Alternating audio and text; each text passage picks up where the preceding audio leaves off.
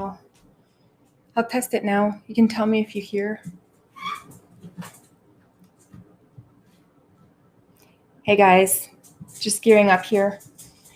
Getting everything ready. I'm late tonight.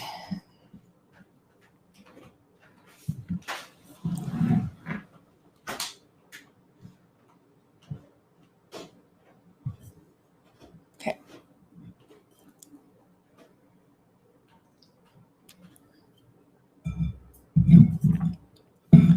Had a big day at work and I was really stressed out, so I start the stream 11 minutes late.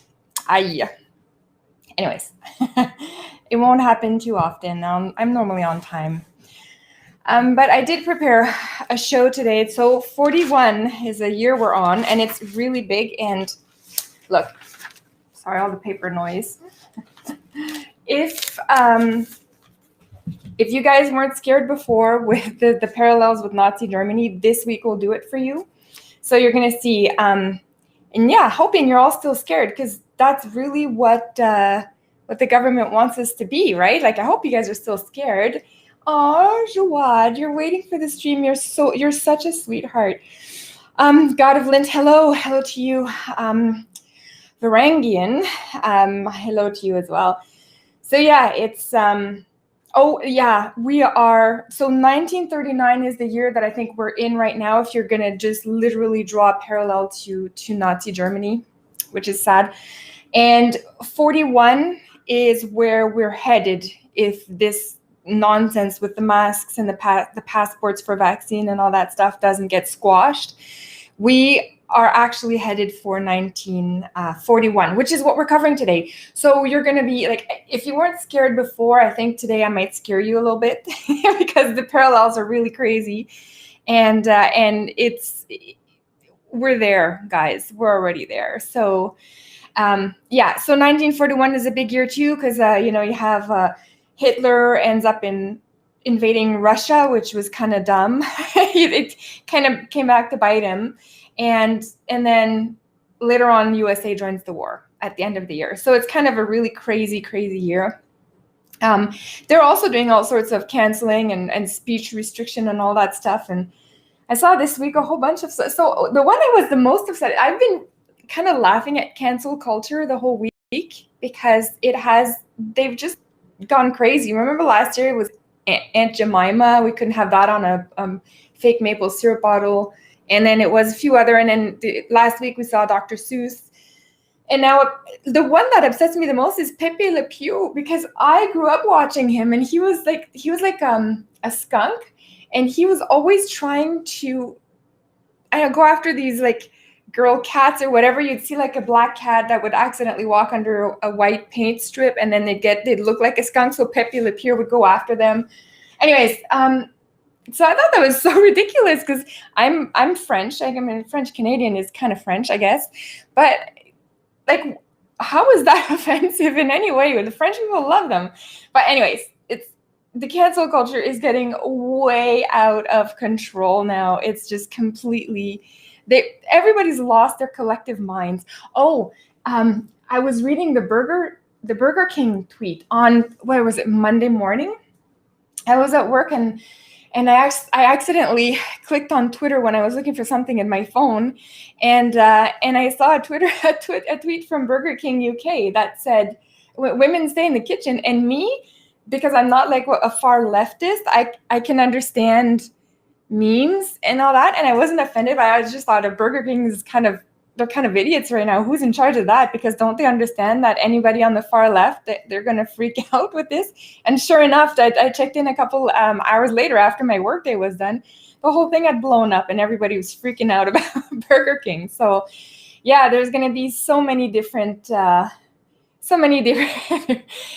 things that are going to cancel. Like I'm just waiting for the next ridiculous thing that they're going to cancel next. I don't know what it's going to be. Everything. It's going to be everything. Like, I don't know, like maybe my computer mouse here, this is going to be like canceled because the mouse is, I don't know, it's not equity if you don't have a cat. Like, I don't know what they're going to do next, but it's going to just get absolutely insane.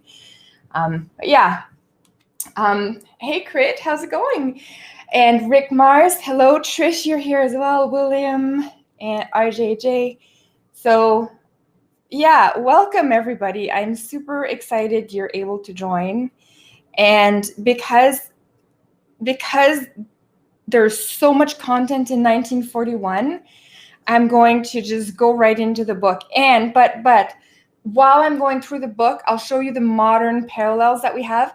And last week, somebody said in the chat that I don't talk enough about the communists. Well, the communists, I'll get to them. I'll get to the communists. The Nazis were communists. They were just national communists. You have to look at them that way. So technically, I am speaking about communists when I talk about Nazis. But I will get to the communists because I don't like communists either. So I don't like any of them, the communists, the Nazis. So yeah, we'll get there. I will address the communists. I haven't forgotten about this. And I know a few people have asked me, have I forgotten about Islam? And no, I haven't forgotten about it. And again, I have to say this in every single thing I put out there. The minute I mention Islam, it's not all Muslims. I don't have a problem with all Muslims. It's just that I question the ideology, just like I question communism and just like I question Nazism. And I bring about issues that may conflict with a true democratic or capitalistic society. So that's all I'm doing, guys. So, okay. Duracell's the next target, eh? Political foolishness. Their colors are super straight. That's a good one. Their colors are super straight, copper and black. Oh my gosh. You're going to get me in trouble here. Yeah, UBI is coming soon. So that's another thing. And with UBI will be ration cards. So that a lot of the stuff we're covering today in the content is ration cards. There's a lot of talk about the ration cards in 1941. And I think once they bring in UBI, there's going to be a lot of that kind of stuff coming in too. So it's going to be ration cards, clothing ration cards, like all that kind of crazy stuff, which normally you would see only in a time of war or in a time of deep communism. So if Canada keeps going that way, the UK, you guys, I know there's a bunch of people from the UK that are often in the chat here, and Australia as well. If you guys keep going down the same route that we are in Canada, we are going to end up in these terrible circumstances. So anyways, okay.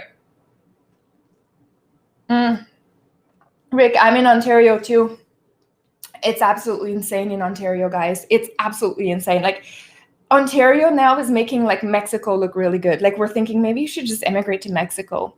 That's how bad Ontario's getting, right? So hello, David. Hello to the DLive folks. Hi to the YouTube folks. I'm surprised that I'm still on YouTube. I'm losing so many subscribers now. It's like a mass exodus. I don't know what's happening, but I'm gonna keep going. I'm at like 11,000 now subscribers. I'm gonna keep going till I'm down to 0. I'm gonna ride this one out until the end, until either I get kicked off or I get down to no subscribers. Maybe it'll just be the 40 that are in the chat or something. And then I'll keep going for you guys, but maybe I'll scoop you over to another platform where they won't be censoring me, right?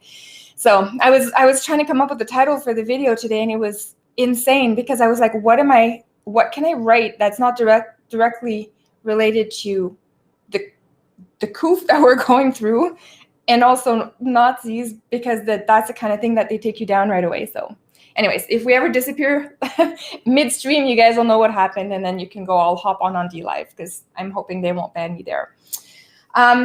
Wait, David, you're saying I can get lemon? Really? David says I can get lemons again on DLive. That's awesome. I had written them an email, and I was like, please, DLive guys, can you please let me get lemons? So that's awesome. I didn't know that. So that's great news. I was thinking of doing like gaming on DLive, because just so I could get like the lemon distribution going in there. But yeah, that's amazing. Super cool. Thank you, Trish, for saying that. That's really sweet. Hi, Linda. It's been a few weeks since I've talked to you. I haven't run into you on people's streams or anything, but welcome. And yes, Mexico. At least it's warm there, right? That's kind of what Ontarians are thinking, because we're thinking if there's a famine here, it's just going to be awful. We can't do anything if there's no power. You can't grow anything in the winter. at least in Mexico, you can do something, right? You can grow something. This is why communism in a warm country is slightly better than in a cold country, because at least you can kind of grow something or find some kind of a leaf on a tree.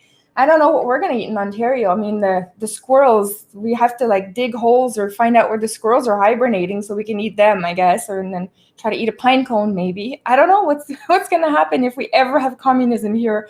Lord help us, because it's not going to be pretty. We're going to lose more than 3/4 of our population to starvation alone. So anyways, okay.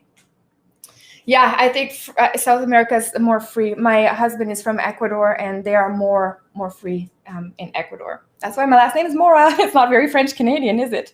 But yeah, that is why I have an Ecuadorian last name via marriage. So okay, let's get into this, guys. Sorry, I keep getting sidetracked here by the chat because I love you guys so much. I like to interact with you.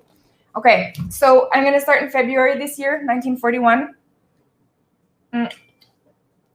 So February 20th, Victor, who's our guy in the book, again, this book, just in case you're joining for the first time tonight, this is the book we've been going to. We're at the last chapter of the book, which is year 1941.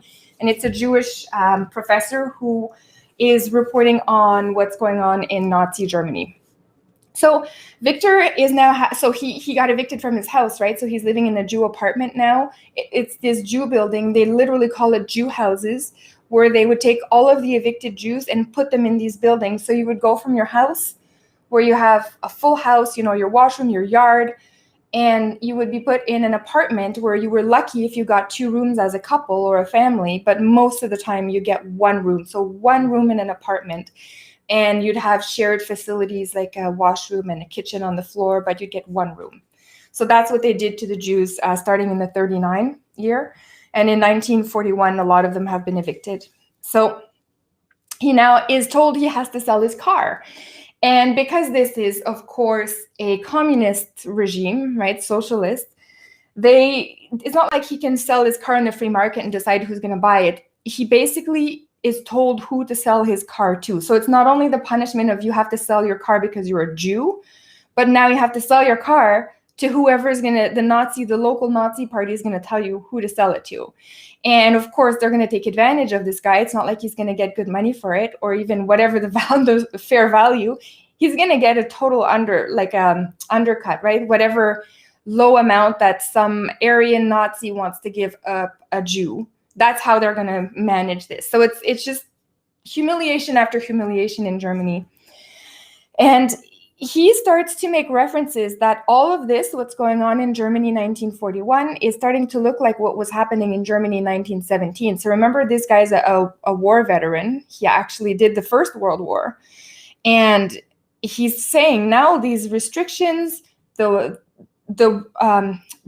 cards we have to go get food, the stamp cards, all of this is looking again like 1917 all over again. And that's really weird, because I'm saying what's happening now in Canada, in a lot of parts of the Western world, with the loss of freedom of speech, the loss of our body autonomy, with the wearing the mask and the vaccine. This is a lot of the stuff that I saw.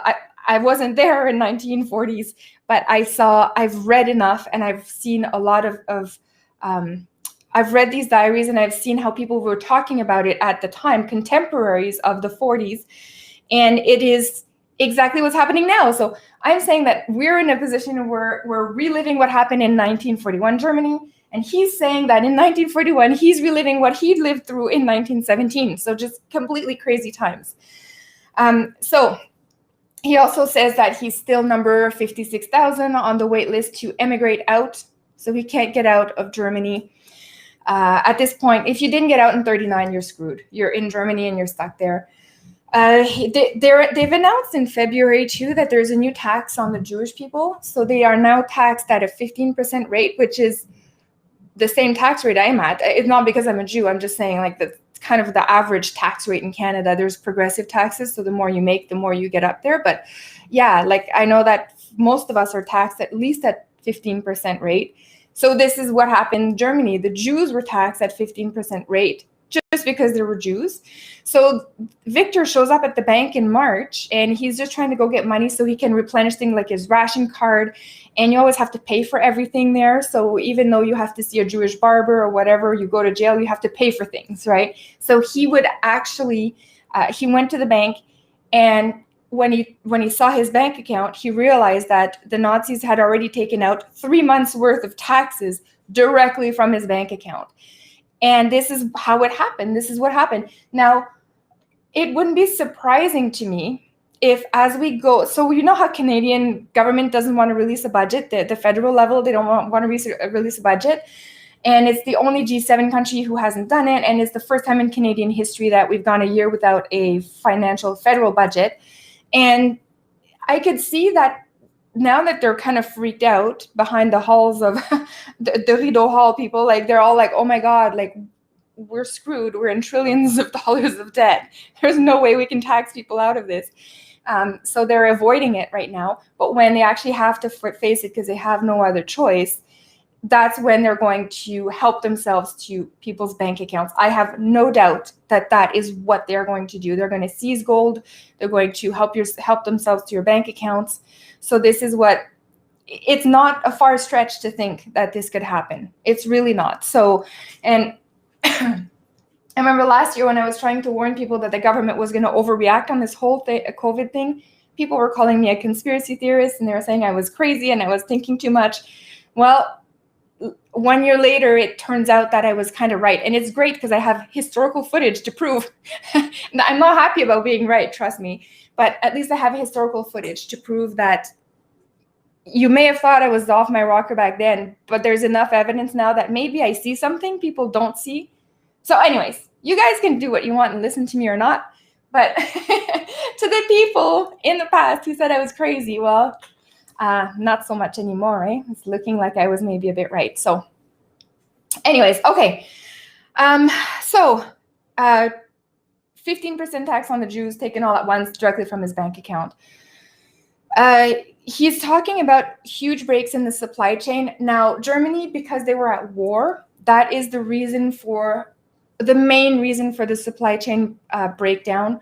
So they had to use the trains to get the troops to the front. So that means there was limited trains to bring in food to the cities. Same thing for trucks and all those things. So unless you had like immediate farmers around your area, if you were in a bigger city where it was tougher to get food for everybody, that's when you run into rationing, right?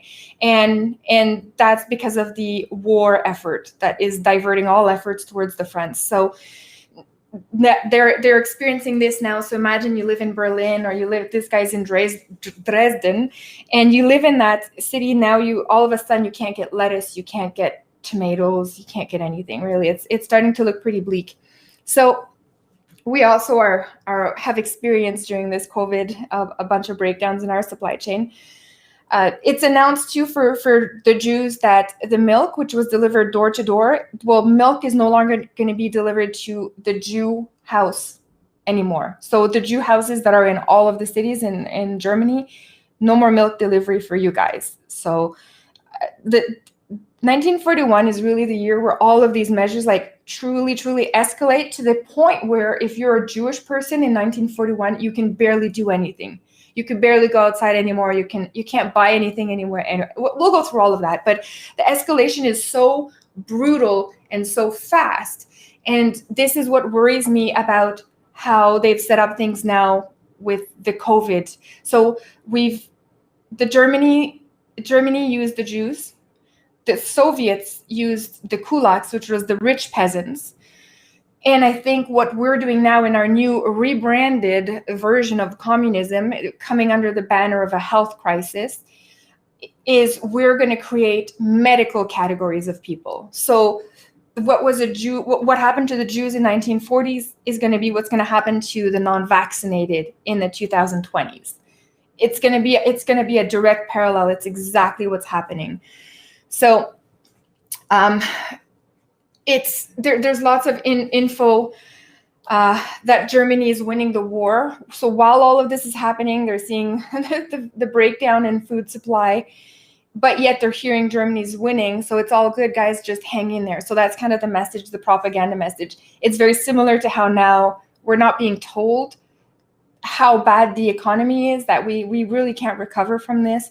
And instead of actually doing the right thing, the government should basically, in Canada at least, the answer is so simple. The answer is like, we're going to reopen everything and let the free market take over. But instead, they're injecting more government measures. Somebody mentioned the UBI at the start of the chat, and that's what they're going to do. So it's the government using this crisis to inject more control over people, and they're going to do it with all of this.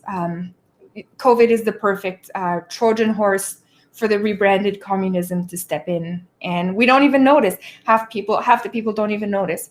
However, small bits of hope in my personal life here, like not my personal life in my home, but I mean around when I go out, I'm seeing more people without a mask now. So in the last week, because even last week I was on here complaining about how everybody's wearing a mask, but now I went out a few times to get my kids to school, and people are not wearing the mask anymore. There's still a lot of people that do, but I'm starting to notice more and more people that are not wearing the mask. So that is really hopeful. And that is a simple thing that we can do to make sure that the government is limited in their control, takeover, is we can do small things like take off the mask. Take off the mask. We know it doesn't work.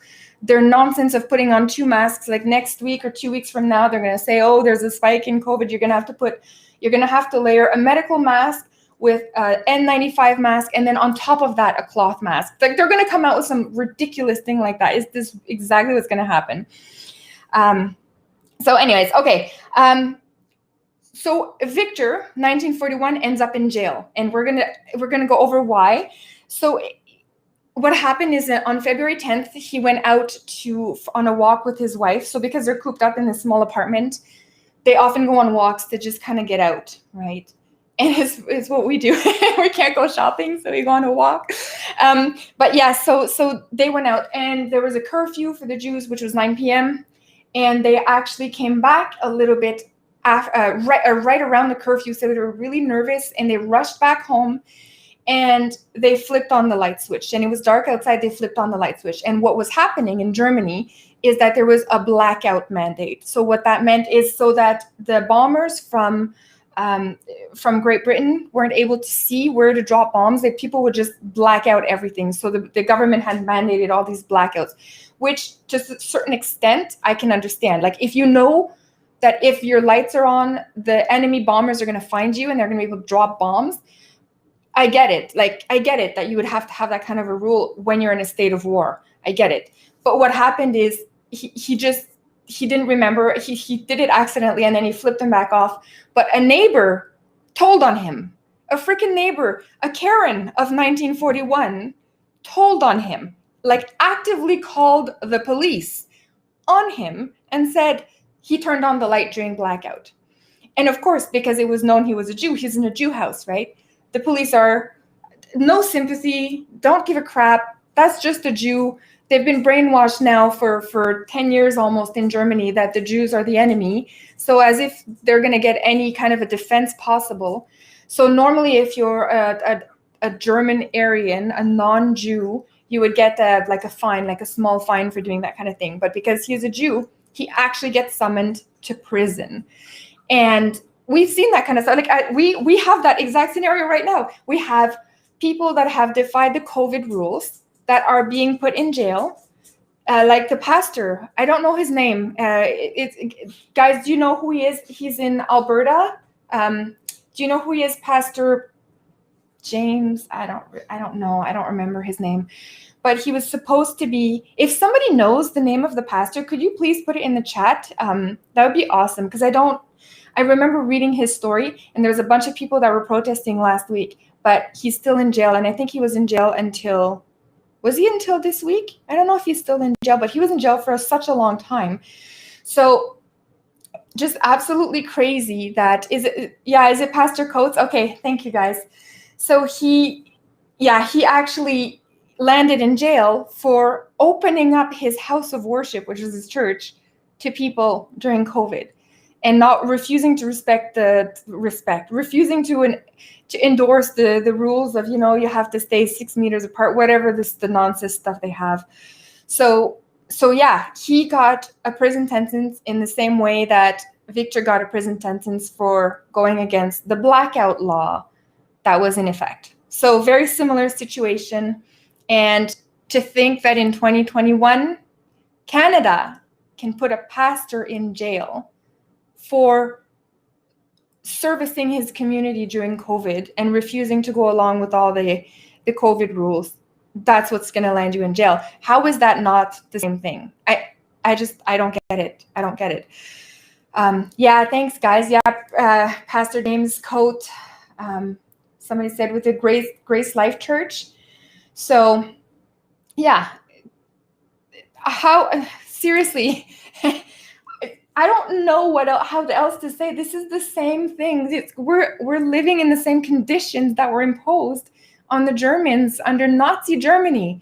That's absolutely insane. And I know it's always used as like this hyperbolic comparison. Oh, you're Nazi, but I'm legit using it in the proper historical sense. And when you actually sit and look at it, it's scary as heck that this is where we're at now. So, okay. So he has to do 8 days in prison. So he thought, okay, well, I'm okay. Like, so right after he got the blackout thing, because he realized what he had done, right? And as soon as he got the lights flipped back out, he was like, okay, maybe we're okay. And he didn't hear anything for a few weeks. So he's like, okay, I think we're okay. But sure enough, March 14th, knock, knock, knock on the door. And it's the German police who is there to tell him that he has a prison sentence. So he's being told, you're going to have to come in June and do an 8-day prison sentence. So at 8 days, this guy got less time than our pastor, right? So that's insane. The Nazis were more lenient with the Jews than Alberta was with a pastor. Like, think about that. Absolutely insane. Crazy times we're living in. Super scary as heck too. This is why we have to stop this government from doing this. Okay. Yeah, I keep hearing about the lemon there. People are excited about the lemons. I love it. I am excited about the lemons too. I can't even see, like, I'm not, if I turn on DLive, it gives like a back feed in here. It went terribly one time when I had that. So I've killed DLive and I only use Restream now, and it catches both. So I don't see the lemons. I don't see if they're going by or anything, but maybe I'll have to do like a DLive only stream, not next week, but just an ad hoc one for fun, so we can get some lemons going, guys, because I have a whole bunch I have to distribute. Remember, David's going to call me out on that. He's going to be like, yeah, Julie, you owe us some lemons. I've always been promising I was going to release the lemons at the end of the stream, and I never did it. It's coming, David, I promise. Okay. So in April 1941, we start hearing about demolition tenants. And this is what I love so much about reading diaries versus history books. There's huge amounts of information you'll never get unless you read some day-to-day guys' words, right? And he talks about demolition tenants, and apparently it was a really big thing when you were living day-to-day in Germany. I've never heard about this before, so I thought, hey, I'm going to share this on the stream, because if I've never heard about it and I've read this stuff for decades, maybe you guys haven't heard about it and you're interested too. Demolition tenants is what the people in Germany were called, that either like your house was bombed and you would take what you could left over after the rubble and try to go in and live into some vacant apartments. So there'd be all these people where their houses were demolished and they'd be kind of wandering around Germany for a few days until they find an apartment that's been evacuated or that's empty for some reason. And they would just kind of set up shop in there. And I've always wondered, what did people do when you got your house bombed? Where would you go, right? Because often it's not just your house, it's the whole neighborhood. So you have a whole whack of people looking for homes, and the government's in the middle of a war effort. It's not like they're going to be prioritizing you to find you a new home. So I always wondered what happened, but that's what was happening. So these people were going around, and then he found out a bit later on that these demolition tenants were not just the people who got affected by the war. It turns out Hitler, kind of crazy, was, while he's trying to manage a war on all fronts of Germany, is also obsessed with the architecture of Germany. right? And future Germany, because the idea is that Germany is going to take over the world. So he's obsessed with the architecture. So he's actually, during a war, demolishing houses and apartment buildings with the idea of rebuilding some new ones more in his image, like in what he thinks architecture of new Germany should be.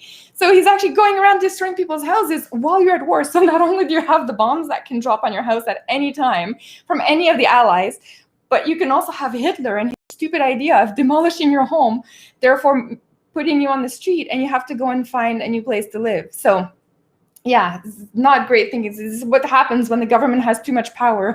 They just go absolutely insane and start doing random stupid things like that.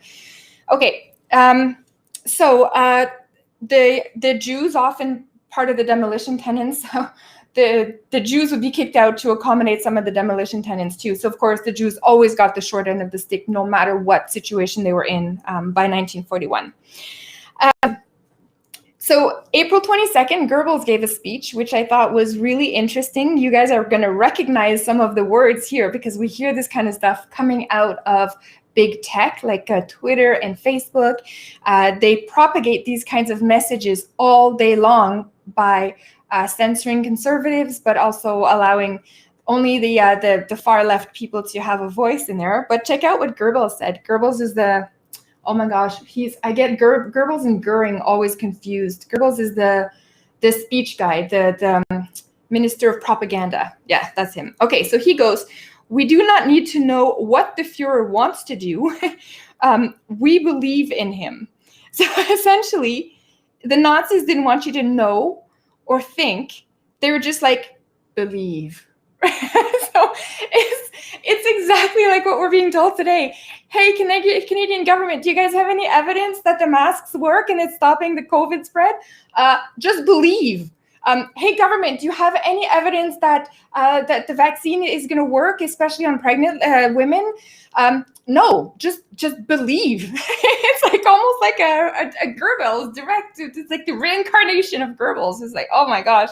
Anyways, so yeah, the same thing. It's all been. This is what I keep saying. It's all been done before, and what we're living through is nothing new. It's just like a repackage. It's almost like, I don't want to think of it as a gift, but imagine somebody. Okay, let's say somebody wraps up a bomb for you, and it explodes in your face when you open it up. Well, it's like the Nazis wrapped it up in a special way with the swastika and everything, and then it blew up in their face. The Canadians now, it's being wrapped up in a nice like maple leaf package, and it's still going to explode in our face, guys. but the wrapping is different, so you wouldn't know it's the same gift inside, but it's the same gift. Okay, anyways. So and I hate the analogy that it's a gift because I don't really want to say that it's a gift, but my brain is kind of stupid tonight, so I can't come up with a better one. You guys are stuck with that analogy, okay? Okay, so believe, guys, believe. In May 24th, he has another entry about how he found his old 1918 diary. And he says that back in 1918, Berlin would threaten a 1-year prison sentence for spreading rumors. And we just get banned in 2021 for whatever they consider to be a rumor. But a rumor in 2021 is called either misinformation, or you're spreading misinformation, or you're spreading fake news. That's the new word for a rumor. We don't really call it a rumor anymore. But essentially now, big tech plus government together have given themselves the authority to ban anyone. So we're not being put in jail yet. We're just being banned, but it could possibly happen. Like now we know that it happened. It happened everywhere. It happened in 1918 Germany, happened in 1941 Germany, happened in all across Soviet Russia, happened in Cuba, Venezuela. You name a socialist country and you have oodles of people that were put in jail for spreading rumors, misinformation, something the government doesn't want you to do. And that's just what it is. A rumor can be anything. Can be anything the government says, I don't want you to say that. So in jail you go, but you never know what could be a rumor, what's not, right? Okay, 1941, June 21, invasion of Soviet Russia. So basically this is how it went. 1939, Hitler sends his guy, it's called the von Ribbentrop, And he goes and he meets with the Russian guy called Molotov, and they're together, and they're like, okay, we're going to sign this pact. It's going to be a non-aggression. You guys are cool with this? Yeah, we're not going to attack you. You're not going to attack us. Chill. All right, boys, let's go. And they each go back to their home country. 1941 rolls around, and Hitler's like, I don't give a crap about that von Ribbentrop Molotov pact. Invade the Soviet Russia. And he did that because he thought the war would be a lot faster. By 1941, he thought it had already been done. And he's been attacking Britain. He's been attacking France. He's been attacking Holland and all those things, like the Eastern Front. Sorry, the Western Front.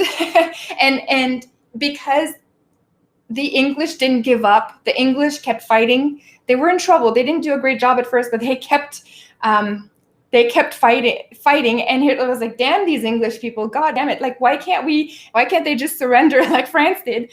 And so Hitler's like, okay, like, look boys, we're just gonna go attack Soviet Russia. So he goes in the summer, and it's okay for a while. He thought he would take over really quickly, but the Russians fought like hell. They fought back, and they were super pissed.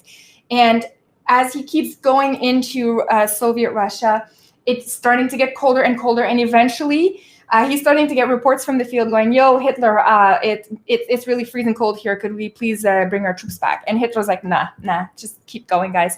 And they're like, okay, look, our horses are dead and they're frozen on the side. We have to walk. We can't. No, guys, keep pushing.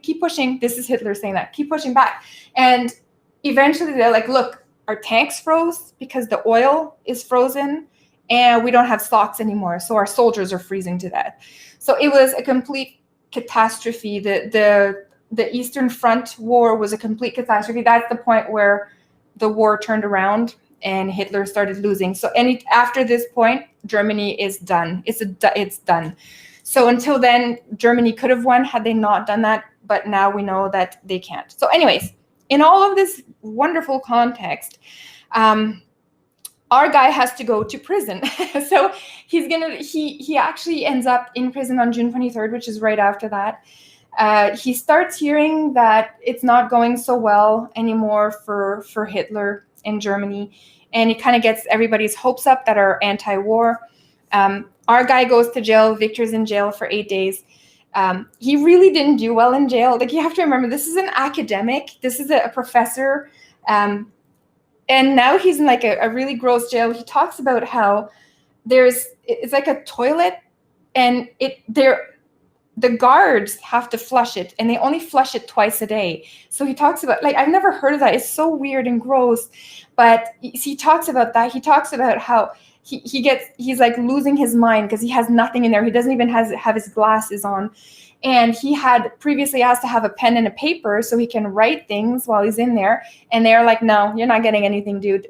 Give us your glasses. They even took his belt of his pants, but they didn't give him prison clothes. So he had to hold up his pants with his hands the whole time he's in jail. That's the kind of humiliation they would do. And so this professor in jail, going absolutely nuts, he talks about how he hears the steps of the guy above him. So one day he just gets up and just starts to mimic the steps in his own prison cell. He says, during the day, you're not allowed to lay down in your bed. So even though you're locked up in your cell, you're not allowed to lay down on a bed. You have to sit. So you can only lay down right, like after 7 p.m. until 6 a.m. After that, no laying down. So even if you're tired, too bad. So he's talked about how he's like this on his little table trying to sleep. So anyways, he goes absolutely nuts. So as soon as he comes out of jail, July 1st, he comes out. The ban on Jewish people, their mobility, their accessibility to things is just going so fast. So August 10th, there's a ban on selling cigarettes to Jews. Then September 8th, they announced that there's going to be that yellow armband. So remember last week when we did last year, we actually talked about how there was rumors circulating around Germany that the Jews were going to have to wear a yellow armband. This rumor is actually reality now. They've announced it on September 8th. And then on September 15th, it came out that it's going to be the Star of David. And it has to be the size of your palm. So the rule was you have to put a yellow Star of David on a black piece of cloth, and it has to be the size of your palm. And you had to wear it on your left I can't remember left or right. I don't remember. But you had to sew it onto your jacket, and it was mandatory for all Jewish people. So and it was mandatory as of September 19th. So he was really embarrassed about this. He talks about this, about how he's cowardly, because instead of either wearing the Star of David and going outside proudly, or just not wearing it, just not putting it on, he says he stayed home instead for the first few days to see how it would be outside, like kind of let the other Jews get the, the beatings and the whatever they're going to face when they get out there with their star, as long as it's not him. So he's actually not very proud of himself for that. He says he's a coward. He says it in his own book, he's a coward. But anyways, and at one point when he did eventually go out, he ran into somebody he actually knew, and that person's kid looked at him and literally said, "Ew, a Jew." And like, this is what happens after the years of brainwashing. Now you've spent years brainwashing people against Jewish people, and now you have officially identified the Jewish people in society so that everybody can recognize you're a Jew. And now you're getting the full on attack. And for a kid, like a small kid, to say that to somebody, he said the mother of the child was super embarrassed because they knew each other, right? And she was super embarrassed. She didn't like that at all. But she apologized, but she can't control the brainwashing. It was so prevalent in Germany that there was no getting around it. And to me, it's not as bad. Like, the mask is not as bad as the Star of David was, but it is in a way very similar. It's a dehumanization form. That's how I see the mask. Anyways, this is my opinion. Dehumanization. You're covering half of your face. I have the same for me, my arguments are always on the moral side. Like, it's immoral to do that to somebody, to force them to cover your face, restrict your airflow. It's immoral to have a display on you that is meant to target you so other people can harass you. It's immoral. Like, this is my same problem with the hijab. I know I have some Muslims in the chat, and I know I have some Muslims that watch this, and you guys always hate when I say this, but the hijab, the niqab, it's dehumanization forms. It's forms of control and dehumanization, and it's the same. So for me, I don't care what the ideology is. If there's a dehumanization in it, I'm going to call it out. So it's not like I'm going to call out the Jews but not call out Islam for this, or call out the Nazis but not Islam, call out the mask wearing in Canada but not call out the Jew Star of David. It does, to me, it doesn't matter what the dehumanization, where it's happening. If there is dehumanization, I don't like it. It's just like in the science experiment too. This is okay. You guys think I'm always all about ideology? Here's an example. You remember the one, there's a science experiment. There's two that I can think of right now. The one where the guy in the coat had a lab coat, would say, go push on the button, and they were hooked up to people, and the people would get a shock. And because it was somebody in a coat telling you to do it, a white coat, you would do it because it's a figure of authority. But that, to me, is also immoral. It's inflicting pain upon somebody because you're being told to do so. That's outside of an ideology. That's just a psychological thing. And then there's the one where the prison guard, the 70s experiment, right? There's a movie made about that, where the half the people are prisoners, half the people are prison guards, and then they put them together, but they weren't really. They were just people. And they were put together just to see how that would roll out. And it turns out that the guards actually took on the role of, like, being really punitive towards the prisoners. It was horrific for the prisoners. So, and the prisoners would say during the thing, "Hey, we're the same as you guys. This is just an experiment. What are you doing?" And yeah. So no matter where it is, and if there's any form of dehumanization and mistreatment like that, I tend to call it out because I disagree with it. So see, I'm equal to all of the brutal ideologies and science experiments. Oh gosh, equality, guys. I should just say, like the Goebbels or like our Canadian government, just believe. Just like Fauci, just believe. 2 masks is good. Just believe. Don't question it. Don't think. Just believe, guys. All right. Okay. So in October, we start hearing more about deportation of Jews. So it was until then a rumor in Nazi Germany, according to most people. So people didn't really know what was going on. It was still early. It was 1940. There was rumors that some people were being taken on a train to go to some kind of camp somewhere outside of Germany. In 1941, it became, oh, they're packing up people on trains and they're bringing them to Poland. So now there's talk about that. He's actually referencing that, about the operations to bring people. And there's even people that he knows that end up getting deported. So in October, so they decided that cigarettes can only be sold to men and non-Jewish men. So what was happening is a lot of the Jewish men would go out, and so their wives would go out who are non-Jewish. So what they call the interracial marriages, the wife would go out and buy cigarettes, and then people were like, well, we don't want the cigarettes to end up in the hands of the Jews. We want them for us. So ban the women. So the women were no longer allowed to go buy cigarettes. Only men, pure Aryan men, German Aryan men. So yeah, it's kind of crazy. But this is how they're handicapping the Jews from being able to participate in society at all. October 31st, they took the typewriters away. So they went into everybody's homes and took the typewriter away from the Jews. So we know by now the sewing machines are gone from the Jews. The typewriters are gone now. And they're doing house searches all the time for the Jewish people.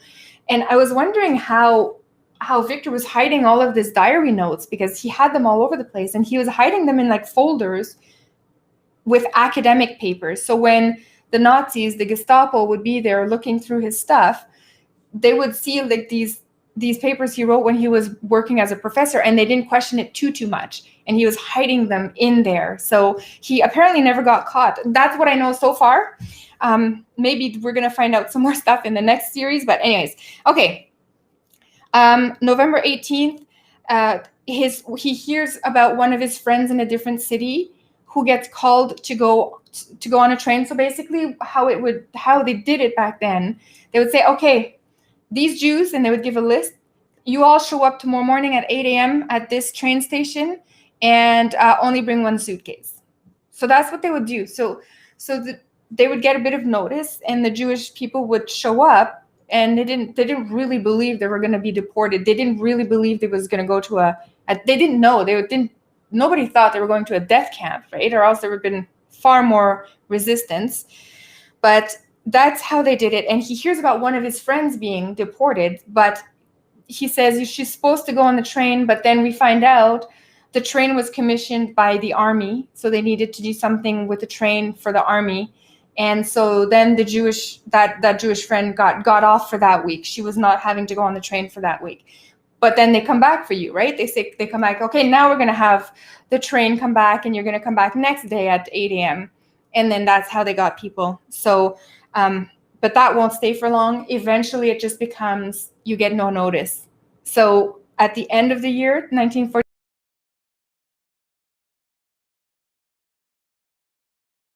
now, you don't need anything. Just go now.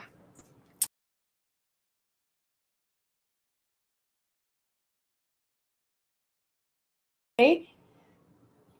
If somebody could give me a thumbs up today, a thumbs up, a comment. Yeah, I still see people commenting in there. I'm just wondering, did I lose any connection there, guys? Here, Carrie, it's this book. It's called I Will Bear Witness. It's his name is Victor Klemperer. He's a professor in Nazi Germany. We've been going through his whole book. This is the last episode for this tome 1, right? So thank you, David. Yeah, it says I lost connection. I was in, oh, thanks, Crit. Thanks, guys. I was in a few meetings today at work, and I got kicked out of so many meetings. I don't know what's going on with my internet. Maybe maybe big tech is on to me, and they're like, cut her internet, blackout for internet. I did drop Pamela. Yeah, okay. Well, I'm back. Hopefully when I dropped off, like my face wasn't frozen in a really awkward way. Oh, it's just the audio. Okay, perfect. Okay. So yeah, now you have people just being told, you get a knock on the door and you're told, now you're going. You don't need to grab anything anymore. No suitcase necessary. And you just go. So yeah, Zuckerberg is checking on me. It's so true. So yeah, it's just absolutely nuts how quickly it went. And this, when you look at the escalation of all of these rules against the Jewish people, it happened so quickly, and it happened mostly between 1939 to 1941. So you went from the Jews being able to be independent people, relatively speaking, because there was the 30s were a whole lead up to all these crazy stuff. So it's small things during the 30s, but the real escalation, and I'm not trying to minimize at all what happened to the Jews in the 20s and 30s, but if you look at the escalation points, how quickly it went from you're still kind of able to be okay, it's kind of annoying to be a Jewish person in Germany in 1939, to 1941, you can't even go out anymore. You can't buy stuff. You go to stores, it says no Jews allowed. And some stores where Victor and his wife have been shopping for years are now telling their people, well, I can't sell to you because I know you're married to a Jew. So it's no longer even just you're a Jew, you can't buy stuff. So imagine like they're actually losing weight because they're not eating enough. It's just pretty horrible. And their cat, they have a cat, and their cat Michel, he's really skinny too. He can't eat enough. So they're really worried about their cat, but the cat is still not Nazified, by the way, because that will happen. They'll Nazify his cat soon. But yeah, it's just crazy. So anyways, yeah, Jay, for freedom, you're late, boy. No, welcome. I'm glad that you're here. Hello from Chicago. How's it going in Chicago? Val in Chicago. Yeah. Don't forget, we do this. Yeah. I see, that's the thing. And this is where it's getting really tricky, because if you deny it's a virus, or that there is a virus, then people call you a conspiracy theory. And it's funny because, funny, Carrie, thanks. So it's, if you have like all this, see, now I lost my train of thought. Oh my God, I knew this was a tired day. But no, if you get all of your, all of these elements put together, and you say there is no COVID, there is no disease, there's nothing happening, and you kind of dismiss it all, you can be actually portrayed as a conspiracy theorist, whatever they want to say to you, right? To shut you up. And I find an approach that's been working a little bit more is you say, yeah, there's a virus, but I just don't agree with the way the government's been handling it. So I don't know. I find that way is a bit more palatable for people who are not on board with us, the non-red pill people yet. I find they're easier to accept it if you position it that way. So anyways, okay, Tasanico, hello. And Steve LTT. You've rebranded yourself there, boy. Double T, eh? Hey, Larry. And yeah, Alberta, man. Alberta's just like Ontario. Both provinces are really bad. Are you guys also really, I don't know if you're all on Facebook. I still go on Facebook just to check out some stuff once in a while, and I get a lot of articles from there. But I find it really, Howard, of course. Hi, Howard. I find it really depressing on Facebook, because people that I know, people that I've known for a long time, are actually out there going, oh, look, it's so nice. The government's letting us go out now. Like, I saw somebody from Quebec who was saying on her Facebook page, oh, it's awesome because like now the government's lifting a bit of the restrictions, like, yay, freedom. And I'm like, that's not freedom, honey. Like, I find it so depressing, because the government took away so much and now they're giving us back crumbs, and people are like, oh, it's they're missing the point. The government should have never taken away any of these freedoms we had. So I don't know, just absolutely crazy. Yeah, a bioweapon, that's not a bad theory. I actually have read a lot of things that say it is a bioweapon.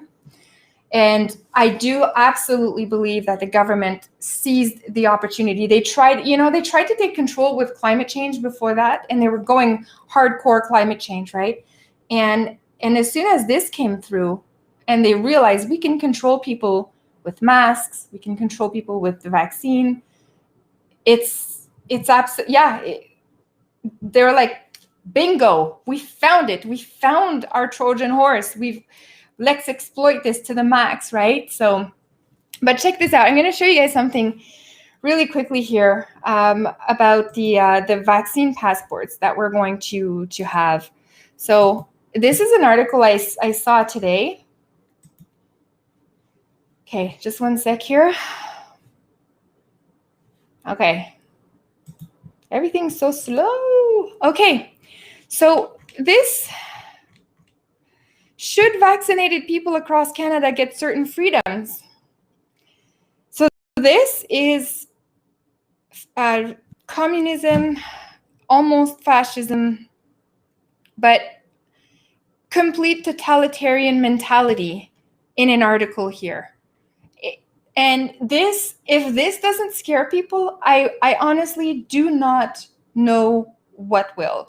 This is so outrageous that this is in Canada. And this is from today, March 10th, 7:15 a.m. And they're saying health officials, wait a second. They're not elected officials, right? They're appointed.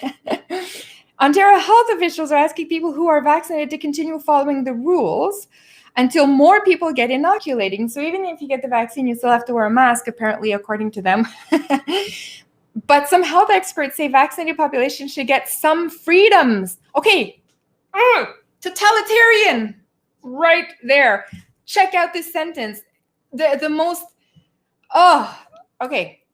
Some health experts say Canada's vaccinated population should get freedoms. So many layers of wrong here. Oh my gosh. Okay, so first of all, health experts. Who are they? Believe, Julie, believe. The health experts, who the hell are they that they're saying this? Should get some freedoms? People vaccinated should get some freedoms. This implies your freedoms, not coming from God or from you as a moral human being. Your freedoms come from the government. They're like, it's laid out, black and white, in your face here. They're literally saying to you, we will give you your freedoms when you get a vaccine. Like, I saw this article and I was so agitated. Look at how agitated I am now. And it was worse this morning because I was hyped up on coffee too. At least it wore off now. But now you get the toned down version of Julie, which is this. You're welcome. But what? I don't even know what is going to wake up the population. This is where the global news, this is a mainstream outlet. CBC is going to have the same kind of dialogue in here. The Globe and Mail, all of them, they're going to start, but this is the start. They're injecting the idea that you will need to get vaccinated to participate in society. This is just the trickle effect. Just mention it here in an article. Nothing's mandatory yet. Don't chill. Just don't worry about it. Just chill out, you guys. You're gonna be cool. Like, just look. Like, maybe we should give some freedoms to certain people who get vaccinated. Oh, yes, medical apartheid, Carrie. You said it. This is exactly what's happening. Okay. Let's rephrase this to put it into 1941. So we could say, Nazi health experts say that Jewish people Aryans who report Jewish people could get certain freedoms. Like, that's the same kind of thing that they could say. If you report the Jew, who is, according to the Nazis, are the scum of the earth, that's not me saying that, people. That's the Nazis. But if you give up a Jew, we can give you some freedoms. Same thing here. Give us your body. Give us your body, guys. Let us inject what we decide we will inject into you, and then we will give you back your freedoms.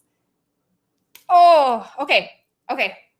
Whew. I gotta zen it out. See, you gotta. This is why I do all the live shows like standing up now, because I can be like more like, whew, get the energy out and not be so cramped in my gaming chair. So, anyways, okay. Now, if you think that was really bad, you can see how it doesn't get better. I don't know if it gets worse than that first freaking sentence there, but still, check it out. Okay.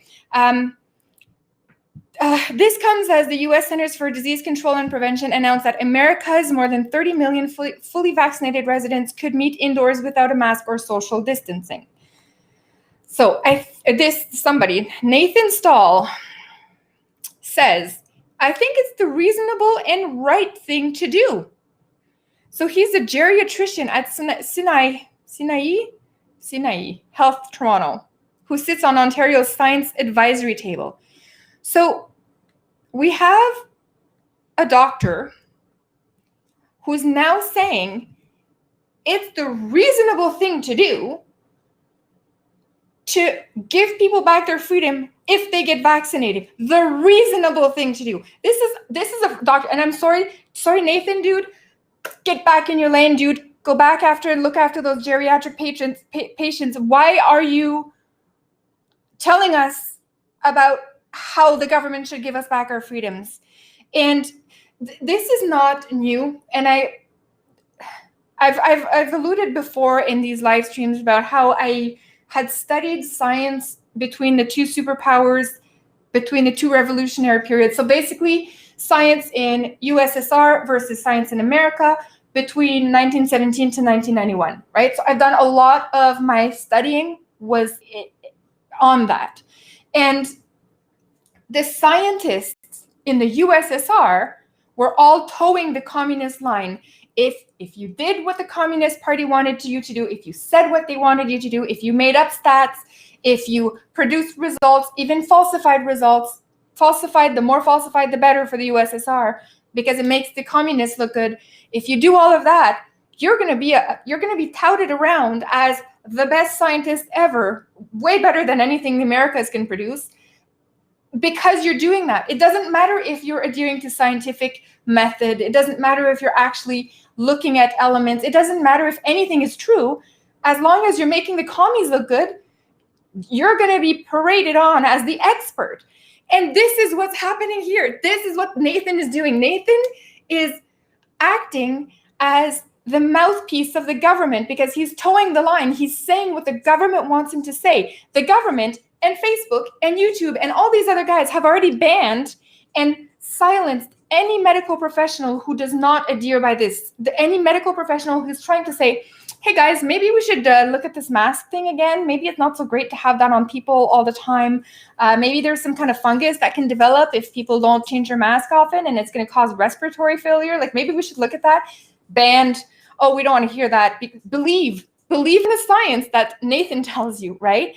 So like we have an article here where a non-elected, non-representative guy who is a doctor is telling us our freedoms are going to come back to us.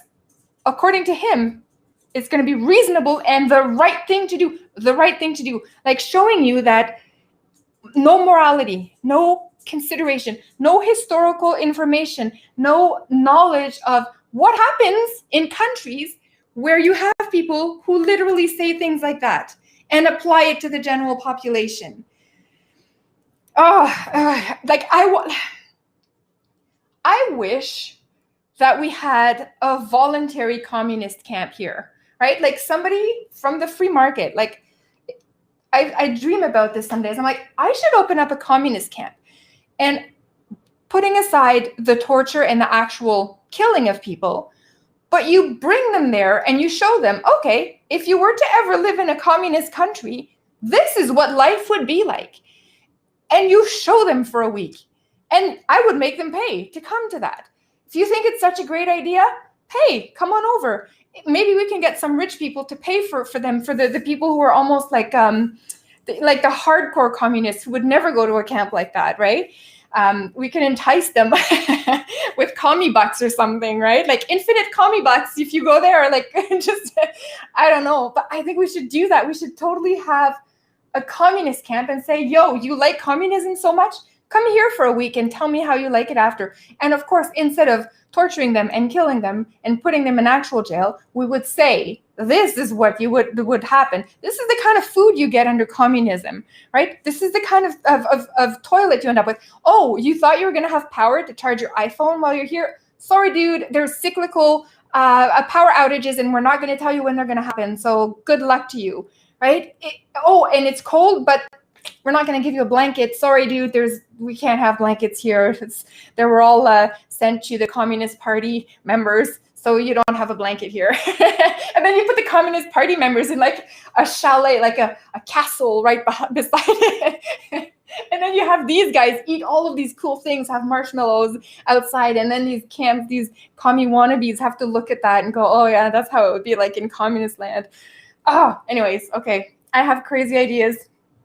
This is why I'm like, I don't know. I shouldn't do live streams. I have like these crazy ideas in my head and I blurb them all out when I talk in live stream. At least when I do my pre-recorded videos, I can actually like edit myself. Edit myself. I didn't say censor myself because I don't censor myself there either, but I can at least edit it so it looks kind of like smarter. But anyways, okay. I'm not done with this, Nathan. I'm not done, guys. Whew. Okay, wait, we've been on here for a while. Okay, just a little bit longer, guys, I promise. I've got to get this out. Okay, so Nathan, reasonable thing to do. So Nathan keeps going because he's not done. I don't think we should be committing the entire population to the same restrictions because not everyone has the opportunity to be vaccinated. One of my fears in all of this is we may try to be too Canadian and say, if we can't all do it together, then no one should be doing it at all. Okay, Nathan, you just said a sentence ago that you think some people should have freedoms because they get vaccinated. How the hell is that applicable to your whole, like, let's all do this together or not, right? Like, you're basically doing the same thing you just said you don't want to do. Anyways, okay. Too Canadian. If we all can't do it together, then none of us should be doing it all. He says that's a bad approach. So the all or nothing is bad, but he thinks that allowing certain people who are vaccinated to get their freedoms back is a good thing. And they're calling it, I saw this a few times now in a few different articles popping up, not an enticement. They called it like, you know, when you're trying to, an incentive, they call it, that's how it's rebranded. That's how this whole thing is packaged to you so that it's more easy to accept. They're saying it's an incentive. We will give Canadians incentives to get vaccinated. That is code for we're going to make sure that we're going to slowly introduce mandatory vaccine to all Canadians. That's the goal.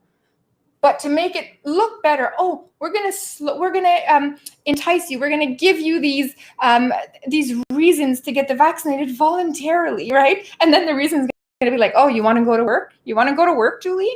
You want to make money so that you can eat? Vaccine, Julie, get your vaccine. Whew, okay. So Nathan still adds that the US has tens of millions of people fully vaccinated compared to Canada's 600,000. Canada has also recently announced that interval between vaccine doses should stretch up to 4 months. He argues that even one dose could allow people to return to some normalcy. So even at one dose, like, you're going to get some of your freedom, some of your normalcy, and it's arbitrary. Wait, what freedom am I going to get back? I don't know. I'll just make it up as we go. Just believe, Julie. Okay. He says immunity is pretty good after one dose. Well, then why do you need a second dose, right? Why are we getting a second dose, Guy, if immunity is good after one dose? What the heck? What the heck is going on here? Government officials have been postponing making any commitments to whether or not vaccinated Canadians will get to enjoy certain privileges. Holy hell. I need to channel the Winston Churchill here. We're going to have to bring out the Winston Churchill in everyone here and just fight this, right? Okay, we'll get to enjoy. They are not commenting yet on if certain vaccinated Canadians will get to enjoy certain privileges, like socializing indoors without masks. Can you believe it? If I told you in 2019, hey guys, 2021, it's going to be a privilege granted by the government for you to be able to go in a restaurant. and have lunch with your friend. Nobody would have believed me. Julie, you're crazy. 2 years later, look, if you take the vaccine, government will probably allow you to go indoors somewhere without a mask. And they were saying this as if they're postponing making any commitments, as if they're postponing. They're just using the press to do articles like this. They're stalling, basically. They're stalling this whole thing, not postponing, they're stalling because they're trying to make sure that they are brainwashing enough people that want to get the vaccine first before they come out and say it's mandatory for all. So that's what they're doing now. They're not postponing, they're waiting to see strategically, can we get enough Canadians fully brainwashed so that they accept the vaccine? Oh, okay. Oh, Theresa Tam. Every time I see your name. On Tuesday, Canada's top doctor, Theresa Tam said public health guidelines will loosen when more people get vaccinated. So it's like peer pressure, right? It's like peer pressuring Canadians into getting vaccinated. If most of you get vaccinated, we'll release. And then it makes it so that the Karens on your street are like, did you get vaccinated? Julie, are you vaccinated yet? I'm going to have my yellow star of David because I'm not going to be vaccinated. Okay, meanwhile, on Monday, okay, Ontario Health Minister Christine Elliott encouraged the province's vaccinated population to keep following COVID safety guidelines in the near future. All of that is going to be important until people receive both doses of the vaccine. But didn't Stahl say we can get most immunity from one dose? Wait, you guys are contradicting yourself. Stahl argues that even one dose could allow people to return to some normalcy. Okay, but immunity is pretty good after one dose. Okay, same article. Where is it? Here. Both doses. One dose, both doses. Believe people. Do not question. Do not ask Christine Elliott or Stahl or the government. Just believe. Okay, Goebbels said it. He's right. Oh, goodness. Okay. See, incentive. That's what I was looking for. So I've seen this word before. You have to attach an incentive. Who's saying that? Infectious disease physician Zhang Chagla argues the loosening of the rules for inoculated individual will encourage more people to get vaccinated.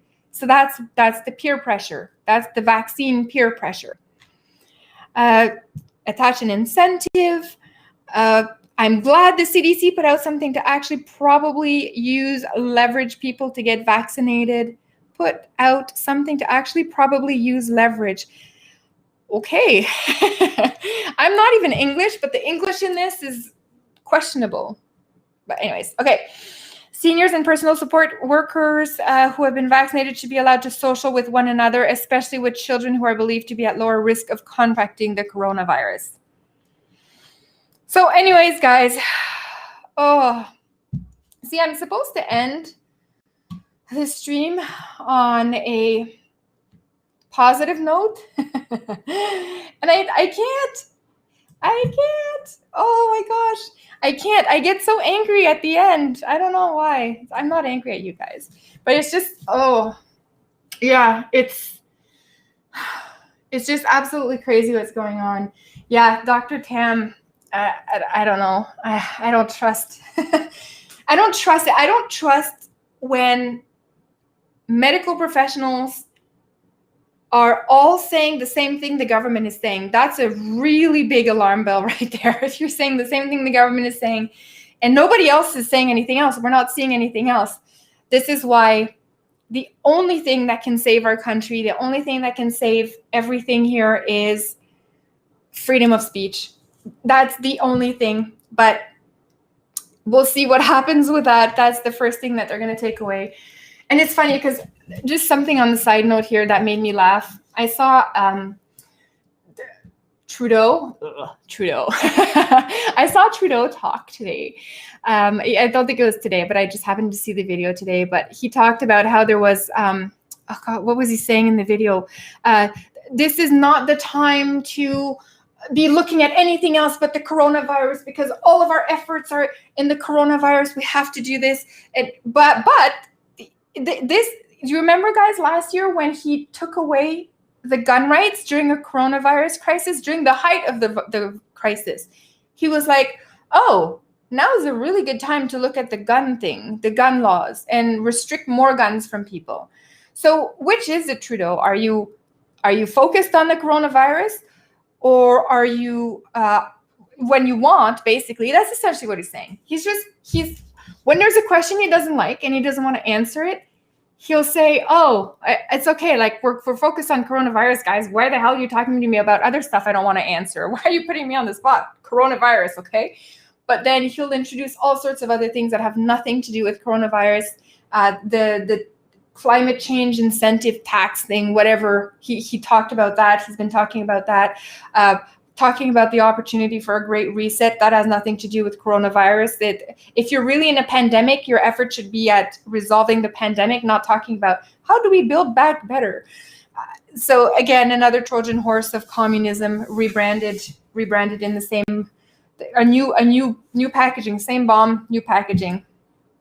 But yeah, absolutely crazy. So yeah, they're rounding up our guns because they don't want us to defend ourselves. They're taking away our body autonomy via the mask.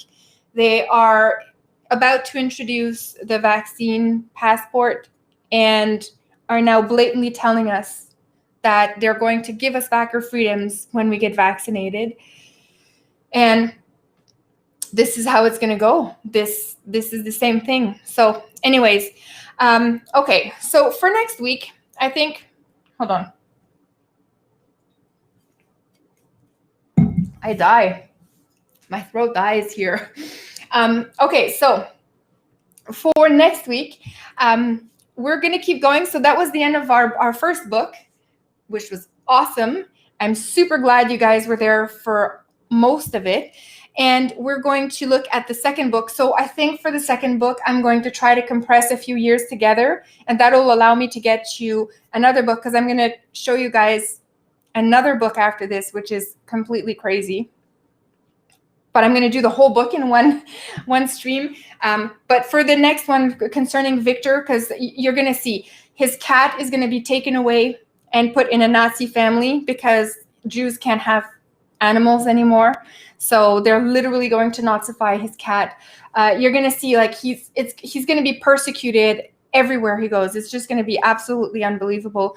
But I think I'm going to take a few years. I'm going to do like 42, 43, and then 44, 45 in one stream, so that to compress the years a little bit, because a lot of the book is repetitive about things that we've already covered before, like how he gets harassed and all that. I don't want to cover that forever. But yeah, so we'll do that as our plan for next week. So I'll be here next Wednesday, same time. I'll be on time this time. And I hope that you guys join me. I'm going to have another meltdown, because clearly every stream I do, I seem to have one. So I will have a meltdown, promise.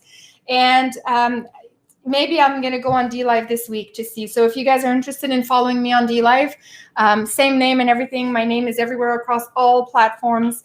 So you can find me super easy, but I might do an ad hoc stream on DLive just to see how the lemon situation is going on there. So anyways, guys, okay.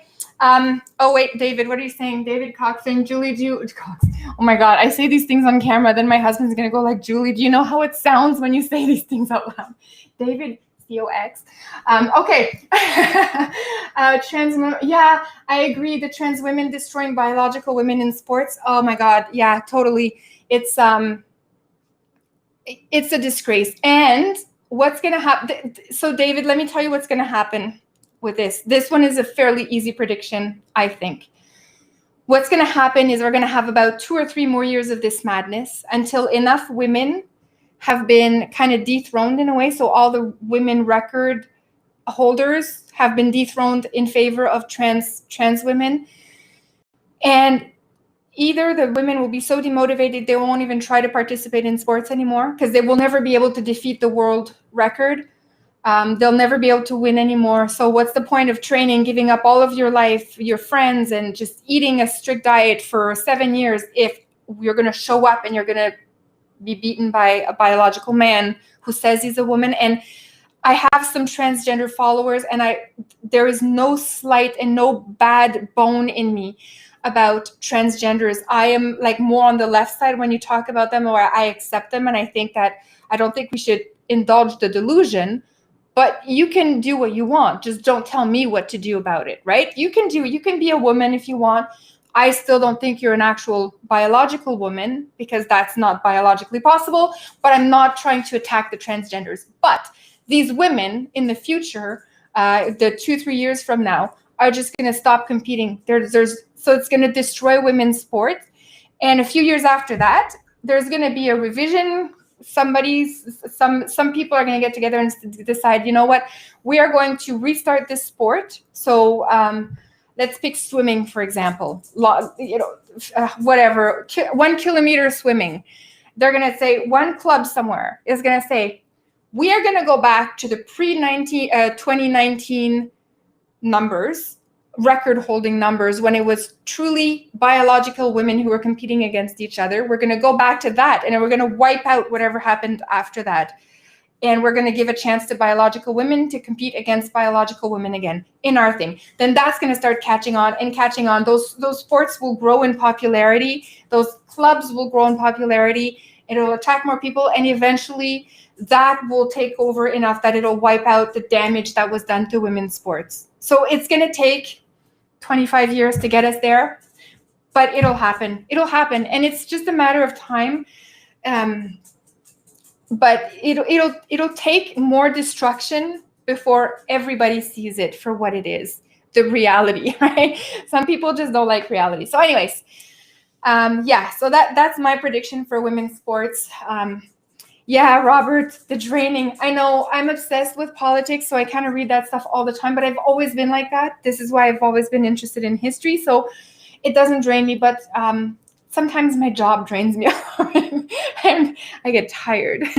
But anyways, okay. So yeah, guys, I will see you next Wednesday on here. And thank you so much for coming, everyone. Good night, everybody, and take care this week. Love you all. See you next week.